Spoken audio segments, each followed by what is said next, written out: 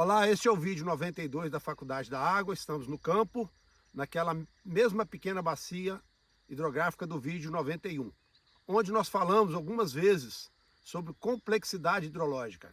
E hoje, neste vídeo 92, nós queremos explicar o que a gente quer transmitir sobre isso. Nós não queremos dificultar, ao contrário, nós queremos mostrar que é necessário considerar a complexidade, mas é possível trabalhar ela de uma maneira muito menos complicada. Por isso nós vamos mostrar agora, vamos fazer um primeiro giro aqui de 360 graus aqui neste ponto da pequena bacia, para a gente identificar as diversidades de situações onde a gente fala que implica na complexidade do comportamento da água.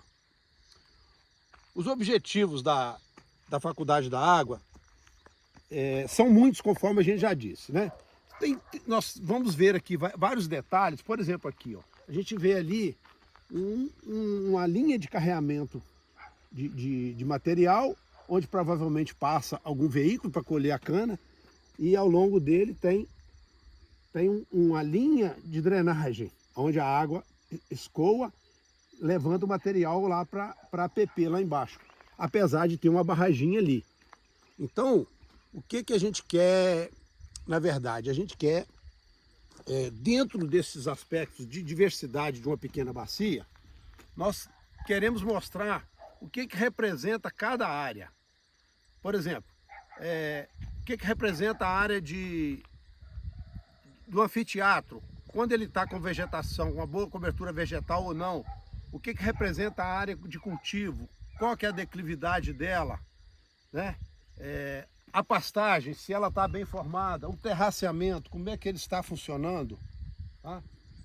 A margem da estrada, enfim, todos esses aspectos, eles são observados e são dimensionados para a gente calcular o que ele representa dentro da pequena bacia. Porque a gente pode pensar assim, mas essa área é muito pequena dentro da pequena bacia. Mas se a gente pensar nisso numa área extensa, por exemplo, vamos pensar que a gente pode calcular isso e especificar isso nessa pequena bacia aqui. Nós podemos, como é uma área que já foi cana, e toda a bacia do Rio Chapotó já teve cana até na década de 90, nós podemos projetar esses dados para a grande bacia com uma boa margem de precisão, e aí nós vamos ver que essas pequenas áreas que a gente acha que não são significativas, vão ter uma representatividade muito grande no processo de escoamento de água de chuva, né? E qual que é o nosso objetivo? Qual que é o objetivo dos vídeos da Faculdade da Água? É levar informações, esclarecimentos, orientações a diversos tipos de públicos, né? Desde o técnico, o gestor, o projetista, o operador da máquina, enfim. E aí precisamos sim enxergar toda essa diversidade, interpretar, dimensionar e calcular.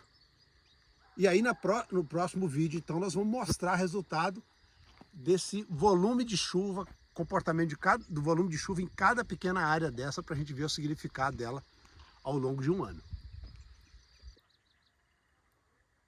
Nós sempre vamos trazer, conforme estamos trazendo aqui hoje, aspectos simples e complexos.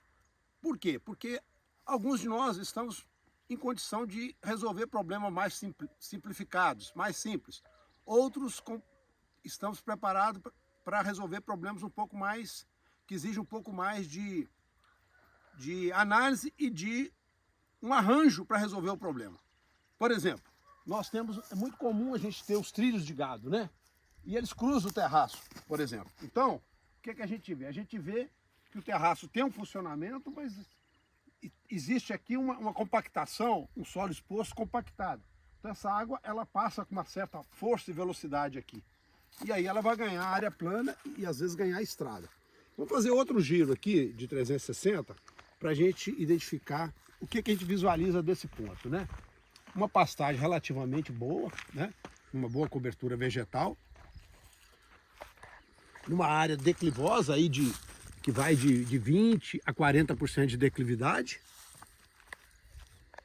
Lá no fundo a gente tem aquela área mais plana de contribuição dinâmica que já foi calculada, e nós vamos mostrar de novo o número, a dimensão dela. e o anfiteatro ali com uma outra situação, né? Por que é importante mostrar essa evolução? Porque as coisas vêm evoluindo no campo. E quando a gente executa um projeto, depois vem as manutenções. Então a gente está mostrando aqui o pós-projeto, né?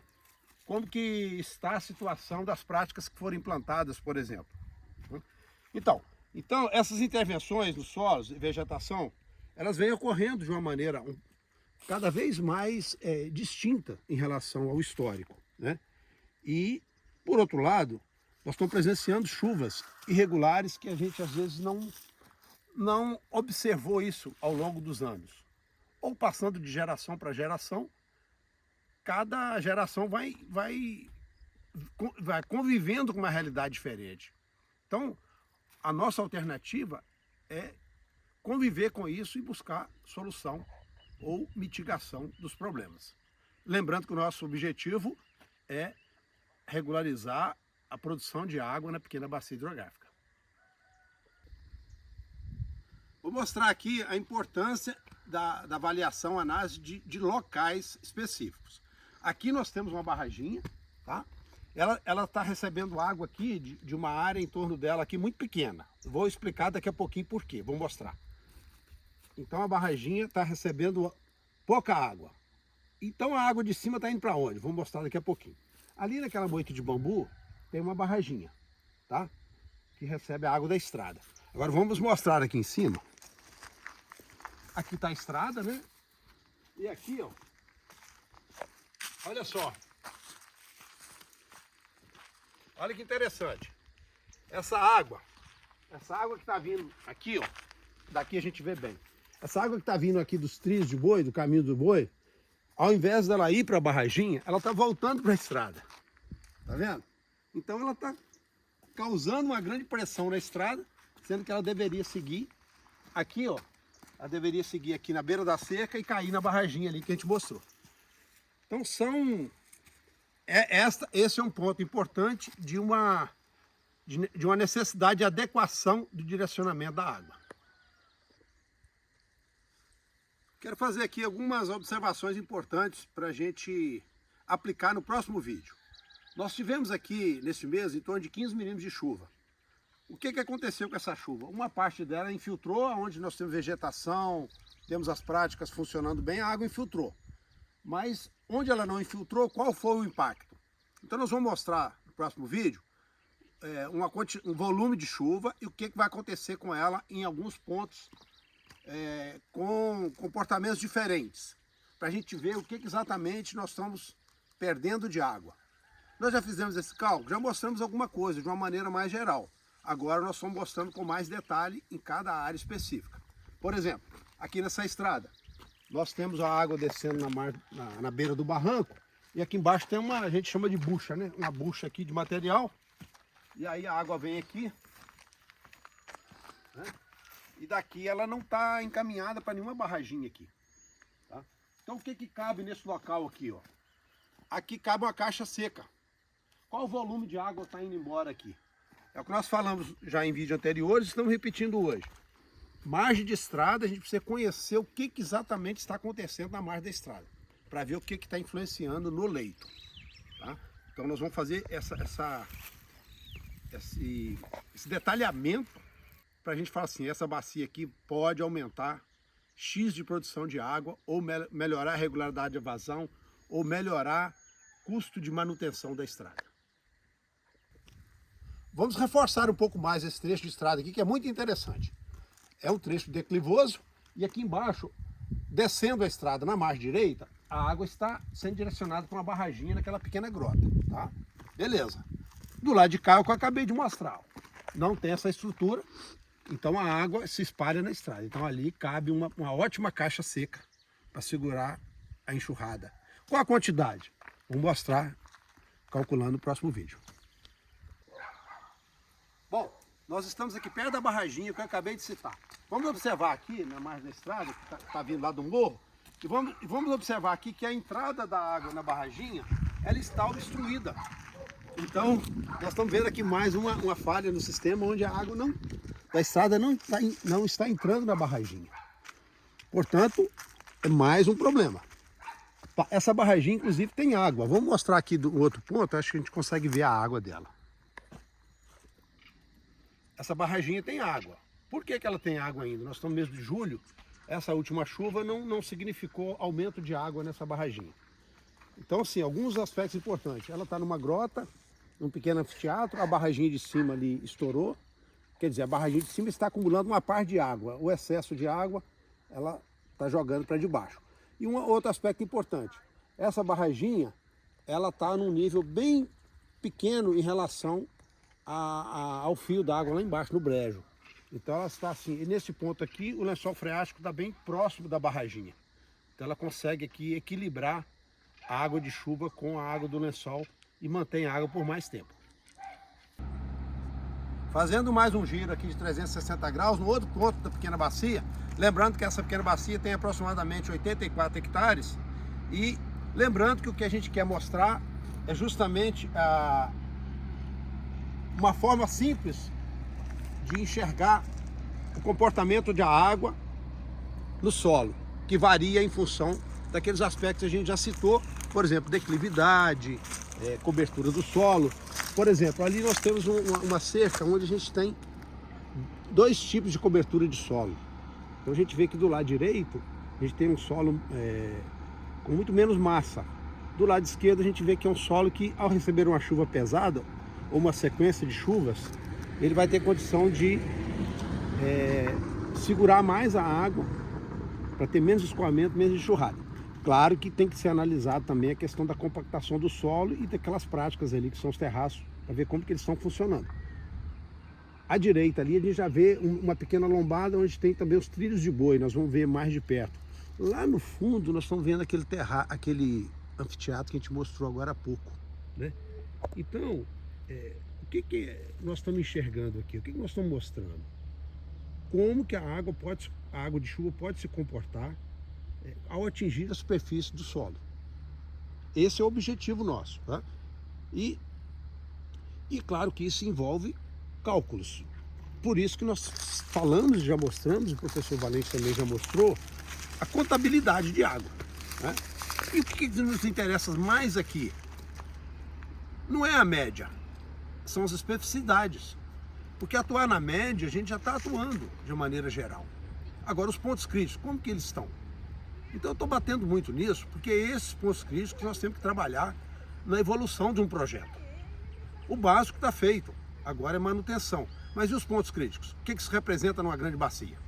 Isso é um número muito importante para quando se fala em enchente, enxurrada, inundação, num município que está abaixo da bacia, como Guidoval, Dona Eusébia. Isso é muito importante quando a gente dimensiona isso a nível de bacia. Este é um ponto que está um pouquinho abaixo do ponto central da pequena bacia, e ali próximo daquele anfiteatro, daquela grota lá onde tem os animais, nós temos ali naquela casa um pluviômetro, tá?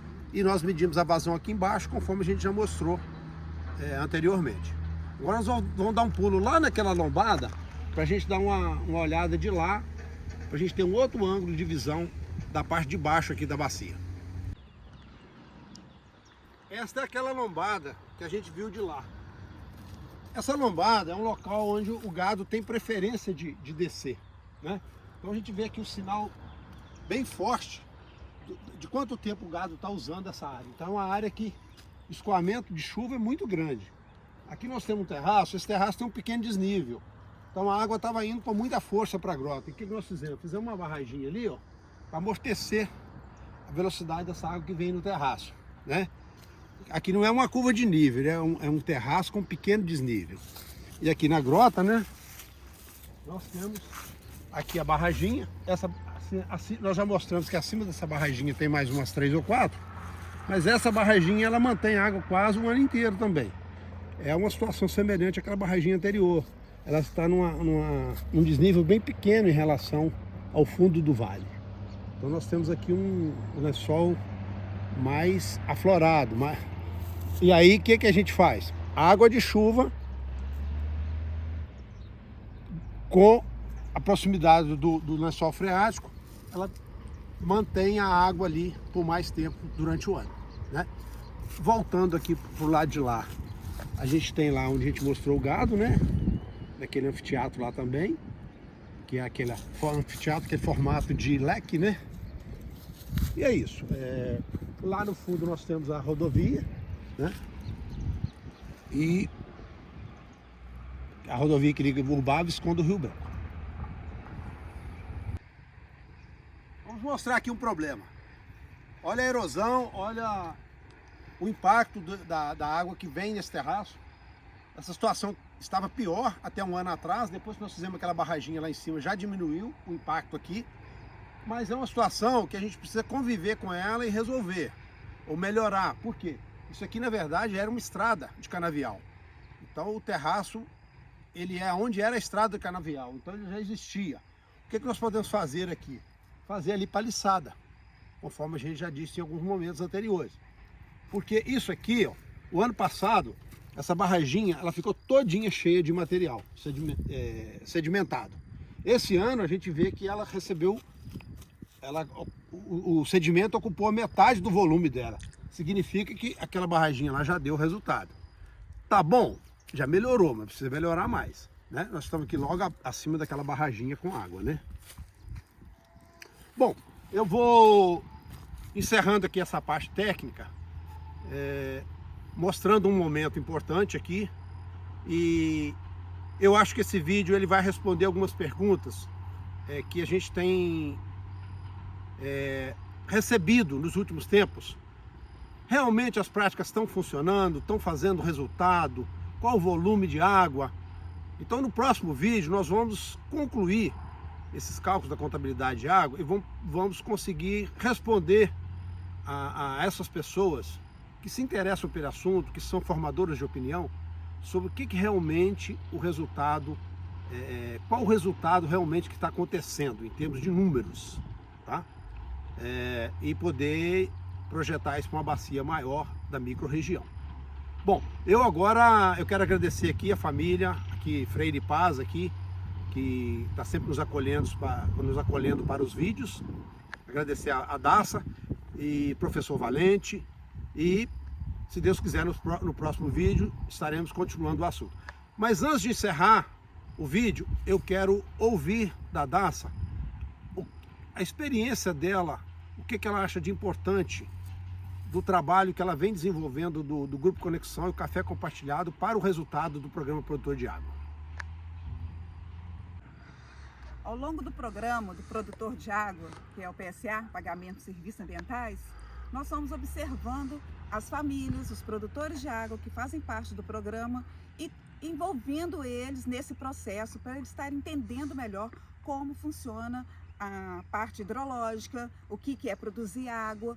Então, aí surgiu o Café Compartilhado, o Grupo Conexão Rural, que nós conseguimos trazer as famílias para a parte socioambiental, fazendo esse envolvimento, esse engajamento com as famílias. E aí os produtores rurais, que são os produtores de água do programa, eles começaram a entender melhor como funciona essa parte hidrológica na propriedade dele, porque é lógico, o produtor sabe como funciona na propriedade dele, enxurrado, onde que escorre mais, todo o processo. Mas ele teve uma oportunidade melhor de estar compreendendo, entendendo e envolvendo a família toda. Então, com o Café Compartilhado do Grupo Conexão Rural, as famílias encontrando todos os meses, envolveu todo mundo, envolveu os avós, as crianças, netos, filhos. Hoje, a maioria dos produtores do programa, mais os amigos, vizinhos, até mesmo a área urbana, eles já entendem muito mais como funciona a parte ambiental, a parte hidrológica e todo esse processo das práticas que foram feitas na propriedade deles.